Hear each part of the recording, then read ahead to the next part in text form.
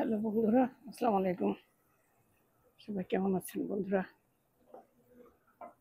অনেকদিন, বেশ কতদিন হয়ে গেল, 4-5 দিন এগুলো বোধহয় কোনো ভিডিও করি না। কারণ দেশের যে একটা অবস্থা হয়ে গেল, সেটা যখন পড়ি, ভিডিওতে দেখি, পড়ি, মনটা খুবই খারাপ। আমার বিদেশে থাকলে কি হবে, দেশের জন্য তো আমাদের সবসময় মনটা টানে। আর এরকম একটা দুর্ঘটনা দেখলাম, এত এত বাচ্চা, গার্জিয়ান, তারপরে স্কুল টিচার, কত রকমের মানুষ এখানে।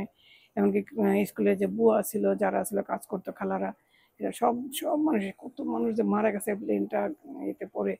তো এগুলো দেখে তো মনটা খুবই খারাপ। দূর থেকে আমরা দেখি, কিছু করার নেই আমাদের, খালি দেখি আর মনটা খারাপ খারাপ লাগে, কাঁদি।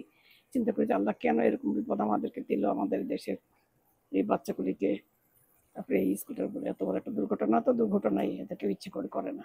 কিন্তু তবুও তো এটা হলে কি, মন তো আর মানে না। কত মায়ের সন্তান হারাইছে, কত কারো নিজের আপন লোক হারাইছে। এগুলো তো আমরা তো এগুলি কিছু দূর থেকে তো কিছুই করতে পারবো না, খালি দেখি আর খুব মনটা খারাপ লাগে। তো এই জন্য আর কি এগুলি এখন যে কদিন আর ভিডিও করিনি।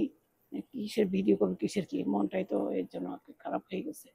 কি করব না করবো এগুলো নিয়ে আর কোনো কিছু বলতে পারতেছি না বন্ধুরা, খুব খারাপ লাগতেছে। তো তবু ভাবলাম আজকে একটু করি, অনেকদিন করিনি। আল্লাহ সবাইকে মাফ করুক। সবাই যারা যারা মারা গেছে সবাইকে যেন আল্লাহ বেহেশত করে, যারা আহত হয়েছে তাদেরকে যেন সুস্থতা দান করে তাড়াতাড়ি। আর যারা মারা গেছে তাদের নিজেদের আপনজন যারা আছে বেঁচে, তাদেরকে যেন আল্লাহ সেরকম শান্তি দেয়, মনে কষ্ট দূর করার মতো শান্তি যেন দেয়।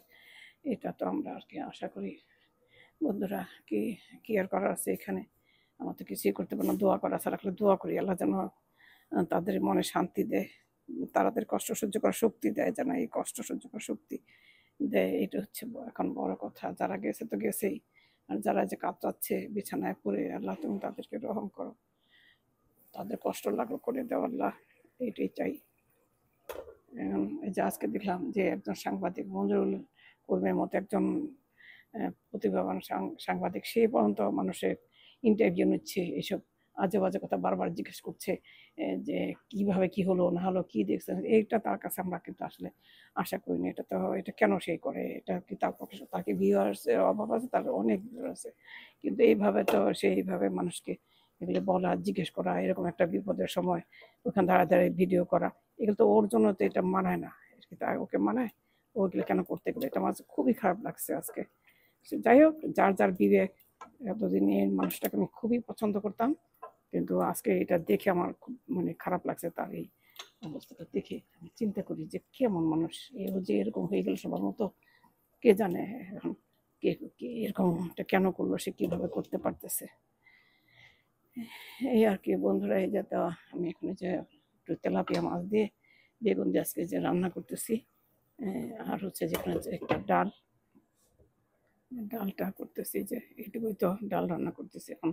ডালটা আমি তো যে সাথে ডাল খুঁটনি আনিনি, যেটা দিয়ে ডাল ঘুরতাম সেই জিনিসটা এখানে পাচ্ছি না আর খুঁজে। কেমনে ডাল খুলবো জানি না, আর মেশিনে দিতে গেলে তো ঠান্ডা হওয়া লাগবে আবার, এত ঝামেলা তো ভালো লাগে না।